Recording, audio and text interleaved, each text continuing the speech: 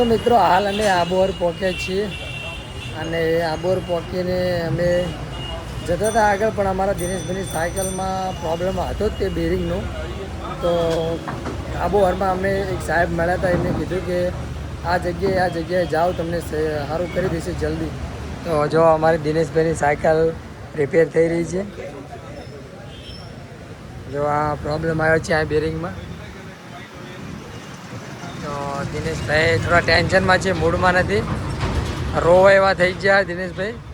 તો દિનેશભાઈનું મૂડ એકદમ પડી ગયું છે અને આવા થોડા સમય પછી રોઈ ના જાય તો સારું, મને તો એવું છે. કારણ કે દિનેશભાઈ આજ સવારથી જ મૂડમાં નહીં, એટલે એવું મને એવું લાગે એમને ઘરે ના જવું હોય તો સારું, કારણ કે કંટાળી ગયા લાગે. તો જો તમે દિનેશભાઈના ચહેરા ઉપર જુઓ ને ખબર પડી છે તમને, સમજ્યા?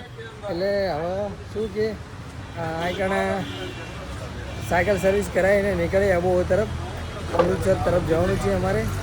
તો જો દિનેશભાઈ